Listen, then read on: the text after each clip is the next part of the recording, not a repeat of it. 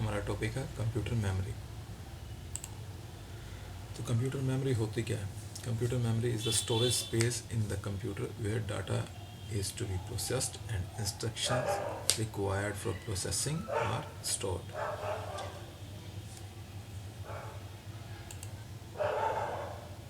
तो वो storage space है जहाँ पे डाटा और वो इंस्ट्रक्शंस जिनकी ज़रूरत होती है डाटा को प्रोसेस करने के लिए उन्हें स्टोर किया जाता है। Now, CPU of a computer system is the real brain behind all the processing that takes place.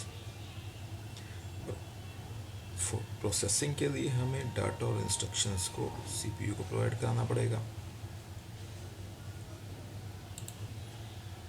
जब डाटा और इंस्ट्रक्शंस CPU को मिलेंगी तो CPU उन इंस्ट्रक्शंस के अकॉर्डिंग उस डाटा को प्रोसेस करेगा। अब हम मान लेते हैं कि हमने इंस्ट्रक्शंस दी कंप्यूटर को मल्टीप्लाई 5 and 10 और किसी भी दो नंबर का प्रोडक्ट कर रहे हैं हम, तो हम इंस्ट्रक्शंस क्या देंगे कंप्यूटर को? मल्टीप्लाई 5 and 10, अगर हम 5 और 10 का मल्टीप्लिकेशन चाह रहे हैं, या a = 5 × 10। अब यहाँ पे मल्टीप्लाई इंस्ट्रक्शंस के अकॉर्डिंग जो डाटा हमारा 5 और 10 उसको CPU मल्टीप्लाई करेगा और हमें रिजल्ट देगा 50। अब यहाँ पर हम मेमोरी का काम समझते हैं। जो मेमोरी का यहाँ रोल हुआ वो क्या हुआ? जो हमने इंस्ट्रक्शंस दी और जो हमने डाटा दिया, पहले तो CPU को उसे स्टोर करने के लिए जगह चाहिए, और जब वो प्रोसेसिंग हो गई है इंस्ट्रक्शंस और डाटा से, तो उसके बाद जो फाइनल रिजल्ट आया उसे भी तो कहीं स्टोर करना होगा।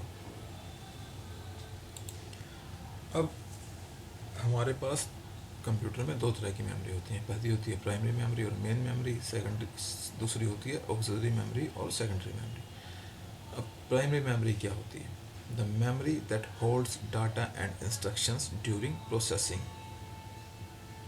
अब जब तक प्रोसेसिंग नहीं हुई है, पूरी कंप्लीट नहीं हुई है, उस टाइम तक जो मेमोरी है जो डाटा और इंस्ट्रक्शंस को होल्ड कर रही है वो होगी प्राइमरी मेमोरी।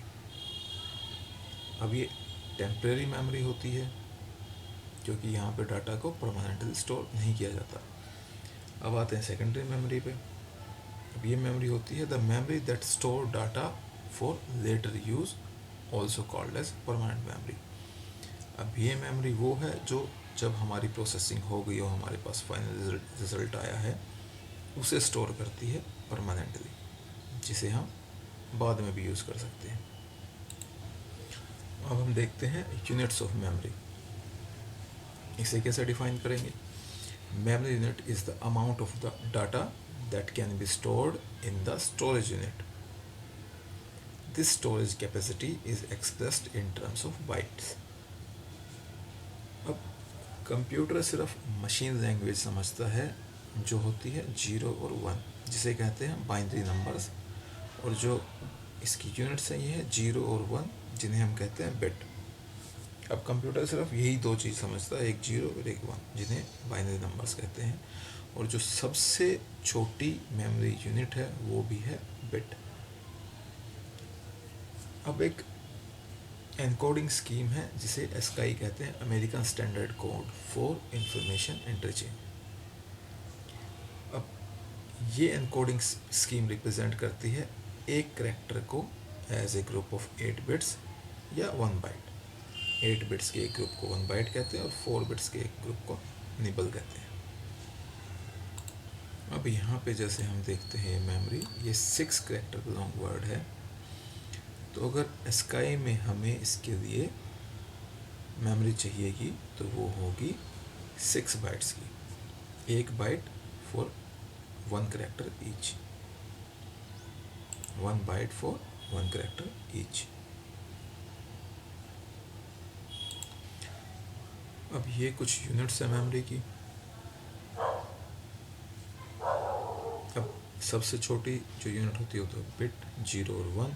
अब 4 बिट के ग्रुप को एक निबल कहते हैं, देन 8 बिट के ग्रुप को एक बाइट कहते हैं, आफ्टर दैट 1024 बाइट्स के एक ग्रुप को एक किलोबाइट कहते हैं। देन 1024 किलोबाइट के ग्रुप को एक मेगाबाइट कहते हैं। 1024 मेगाबाइट के ग्रुप को एक गीगाबाइट कहते हैं। 1024 गीगाबाइट के ग्रुप को एक टेराबाइट कहते हैं। 1024 टेराबाइट के ग्रुप को एक पेटाबाइट कहते हैं। और 1024 पेटाबाइट के ग्रुप को एक एक्साबाइट कहते हैं। अब हम पहले देखते हैं प्राइमरी मेमोरी के टाइप्स। अब प्राइमरी मेमोरी क्या होती है? ये वो मेमोरी है जो डाटा और प्रोग्राम्स को स्टोर करके रखती है जब कंप्यूटर रनिंग फॉर्म में होता है।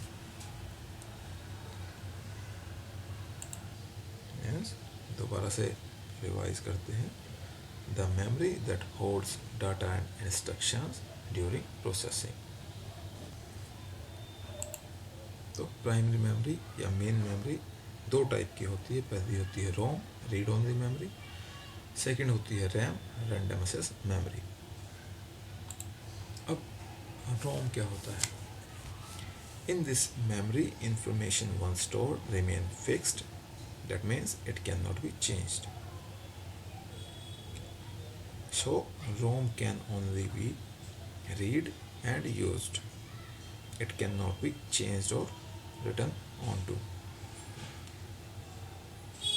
Now ROM generally contains a set of startup instructions. That is what to do when a computer is turned on. जो कंप्यूटर जब शुरू होता है तो वे नॉर्मल स्टार्टअप इंस्ट्रक्शंस के सेट को रोम कंटेन करता है। और अब ये क्योंकि रीड ओनली है तो ये नॉन वोलेटाइल भी होती है। नॉन वोलेटाइल मीन्स अगर पावर ऑफ भी होती है कंप्यूटर की या शट डाउन करते हैं हम, तब भी इसके अंदर का डाटा इरेज नहीं होगा। नाउ सेकंड टाइप है RAM, random access memory. Now the internal memory that can be read from as well as written to is called RAM, that is random access memory.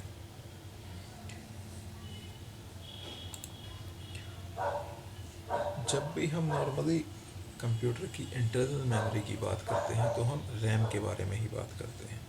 Generally हम रोम के बारे में बात नहीं करते। अगर कोई पूछ रहा है कि इंटरनल मेमोरी कितने की है तो हम रैम के बारे में ही बात कर रहे होते हैं।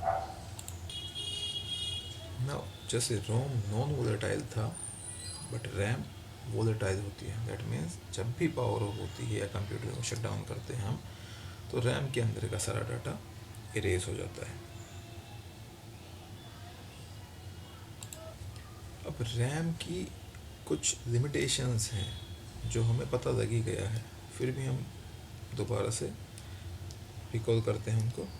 पहली तो है कि इसकी स्टोरेज कैपेसिटी कम होती है, और सेकंड क्या है, ये वोलेटाइल है नेचर में, इसका डाटा रिमूव हो जाता है, इरेज हो जाता है जब भी पावर ऑफ होती है या कंप्यूटर शट डाउन होता है। तो इस चीज़ के लिए हमें डाटा को परमानेंटली स्टोर करने के लिए सेकेंडरी स्टोरेज डिवाइसेस की या सेकेंडरी मेमोरी की ज़रूरत पड़ती है। अब पहले हम कुछ डिफरेंसेस देख लेते हैं रैम और रोम के बीच में। अब रैम की फुल फॉर्म क्या थी? Random access memory. रोम को क्या कहते हैं? Read only memory. Now RAM is a form of data storage that can be accessed randomly at any time in any order by CPU. Now, ROM is also a form of data storage that generally stores hardwired instructions for the computer to start initially. तो अभी हमने पढ़ाई था कि रोम में वे instructions होती हैं जो कंप्यूटर को स्टार्ट होने में मदद करती हैं या जिनकी ज़रूरत स्टार्ट होने के टाइम पे पड़ती है। Now, RAM contents can be changed or altered as and when required. Means RAM can be read and write. Now ROM cannot be easily altered or reprogrammed. Now ROM is read-only memory, तो इसके अंदर के content को easily change या write नहीं किया जा सकता। Now next क्या है? RAM allows the computer to read data quickly to run applications. और ROM stores the program required to initially boot the computer or reboot the computer. Normally जो भी हम काम करते हैं तो उसमें हम रैम का ही यूज़ करते हैं, कंप्यूटर रैम का यूज़ करता है, और रोम की ज़रूरत हमें सिर्फ कंप्यूटर को स्टार्ट या रीस्टार्ट करने के टाइम पे ही पड़ती है। जब कंप्यूटर स्टार्ट होता है तो उस टाइम रोम की ज़रूरत पड़ती है। Now RAM allows reading and writing but ROM allows only reading. Now RAM is volatile, means its contents are lost when the device is powered off, but the ROM is non-volatile. That means its contents are retained even when the device is powered off. Now RAM are larger than ROM, can be up to some gigabytes, means storage capacity of RAMs are more than ROM. Now ROM are smaller but large enough to hold basic instructions that are required to start a computer and is up to some megabytes in size. Now RAM chips can read data faster than ROM, and ROM is slower as compared to RAM. Now these are some differences between RAM and ROM. अब हमने RAM और रोम के बीच में differences तो देख लिए, अब हम प्राइमरी और सेकेंडरी मेमोरी के बीच में भी डिफरेंसेस देख लेते हैं. अब हमने प्राइमरी मेमोरी के टाइप्स तो देख लिए थे, रैम और रोम. अब सेकेंडरी मेमोरी के जो एग्जांपल्स हैं वो होगी floppy disk, hard disk, CD, DVD, pen drive,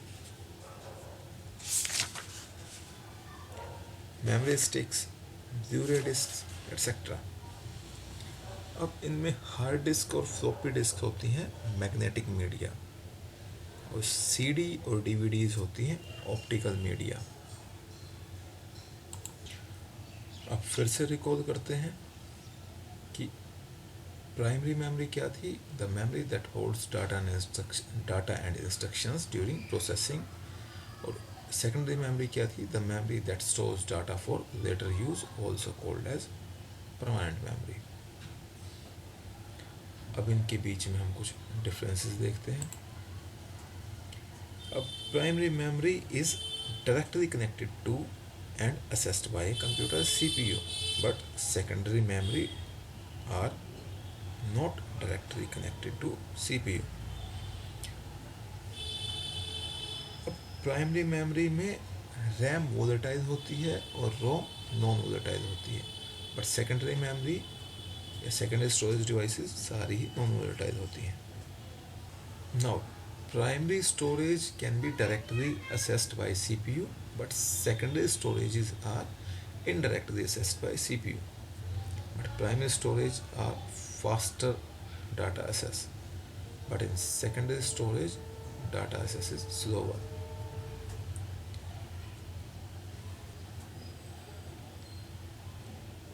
Primary storage are used for processing data, but secondary storage are used for storing data. Primary storage are smaller in size, but secondary storage are larger in size.